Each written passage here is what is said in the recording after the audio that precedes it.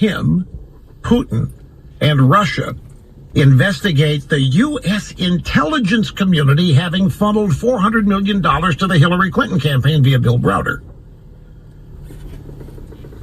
Putin has two ideas. Both of them mock the media. Trump appears in on it by suggesting Putin's got a couple of great ideas and passing him the microphone. This is what got him. They just are beside themselves. They're looking at Trump and Putin, and they're seeing these guys teaming up against them, and they can't believe it. And it's an outrage. It's a personal insult. In their world, Putin and them are supposed to be aligned in getting rid of Trump. In the media's world, everybody's supposed to hate Trump and want to be done with him. This is why they're saying treason. This is why they're comparing this to Kristallnacht and all these other outrageous things. Because what they saw was Trump and Putin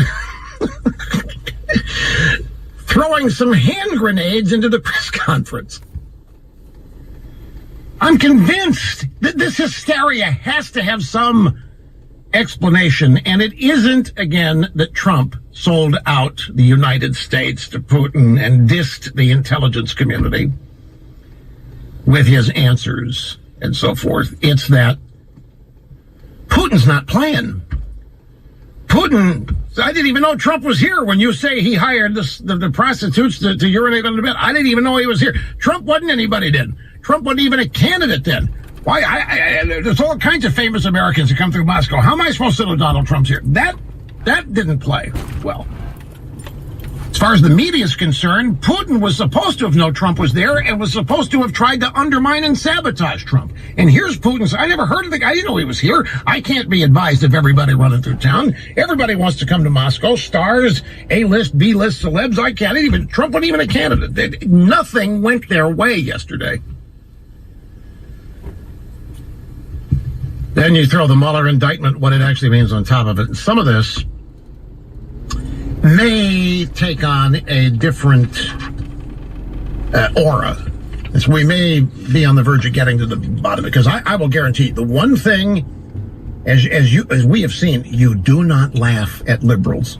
They can never be the butt of the joke. That's racism, it's bigotry, it's homophobia. Oh, speaking of homophobia, did you see what the New York Times did? The New York Times. Now, the New York Times is the home of gay rights in American journalism. Can we all agree on that? The New York Times created for their website a cartoon video that shows Trump in his underwear sitting behind Putin, alternatively on an animal and on a rocket ship, and they're flying through space. Putin's not wearing a shirt. They're portraying gay sex between Putin and Trump all over this video. And when you look at it, well, this is the home of gay reporting in the United States. Why are they mocking homosexuality? I mean, what's wrong with it? Why insult Trump and Putin by claiming they got a gay sexual relationship going on? In the New York Times, that'd be a reason to celebrate Putin and Trump. Except they have this video out there. I mean, it is really suggestive. I mean, Trump is hugging Putin from behind. Folks, just you can envision this. Trump in white diaper type underwear, looking like the shape of an egg. And Putin's driving whatever it is, the rocket ship, the motorcycle, it becomes a beast of burden, and they're flying through the air. And there's a couple of other suggestions in this thing, too. But anyway, I want to move, before we run out of time in this segment, Netflix. Netflix, here's the headline. This is from yesterday. It's at Yahoo News. It's a Reuters story. Netflix subscriber growth fell short of Wall Street expectations on Monday, sending shares of the normally high-flying stock down 14% on fears the company's expansion is slowing. Investors are devastated by Netflix's second quarter projection that went down in dramatic flames. Now future projections are suspect, and that decimates valuation, said Eric Schiffer, Chief Executive Officer of private equity firm Patriarch. Netflix added 670,000 subscribers in the United States. That's well below what experts predicted of 1.19 million. They're all pulling their hair out trying to figure out what happened. They can't figure it out. This is one of the biggest mysteries in the history of mysteries. They can't figure out what happened. Netflix is as popular as ever with viewers. Netflix this, Netflix that, and there's no other competitor. What happened? What happened? They can't figure it out. Well, let's go back in time. Back in April, Netflix had their quarterly conference call with the financial media, as all major American corporations do. You have your quarterly call and you give your quarter results, and then you give guidance for the next quarter. So investors will have an idea of what you, the company, think your future looks like.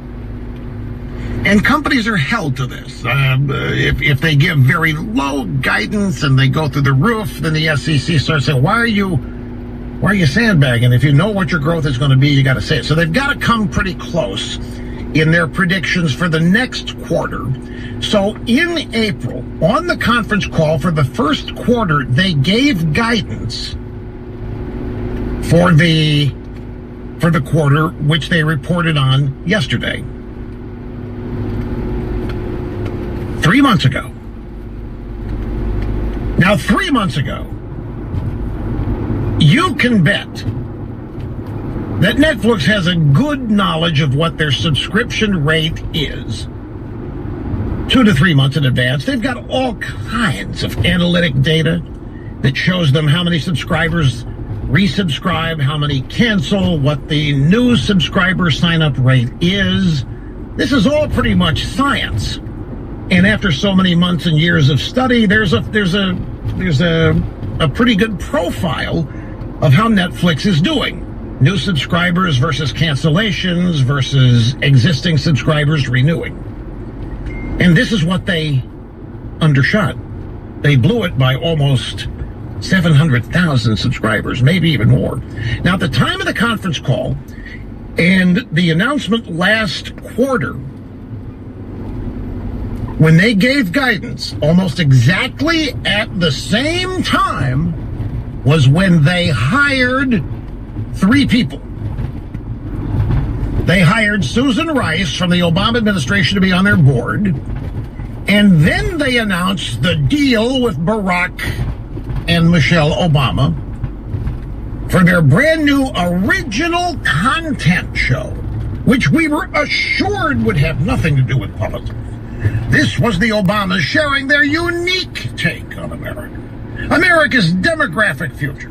America's greatest stories. America's greatest weaknesses. What's wrong with America? How are we going to fix it? But nothing to do with politics. Remember all that? They hired the Obamas very near the day they reported on their current quarter and gave guidance for the quarter that just ended. Well, what I remember, when they announced this, Twitter and Facebook lit up with a bunch of people announcing they were canceling Facebook because they wanted no part of the Obamas. It's not why they watch Facebook. They don't sign up. They don't pay Facebook a subscription fee to have political people preach to them. They're fed up already with this Michelle Wolf business up there. They wanted no part of the Obamas. This is why the stock price tanked, because tens of thousands of people canceled their Netflix subscriptions because the Obamas made a deal with them. That's why. That's all that happened out of the usual. That's why Netflix wasn't able to predict it, because they expected the exact opposite.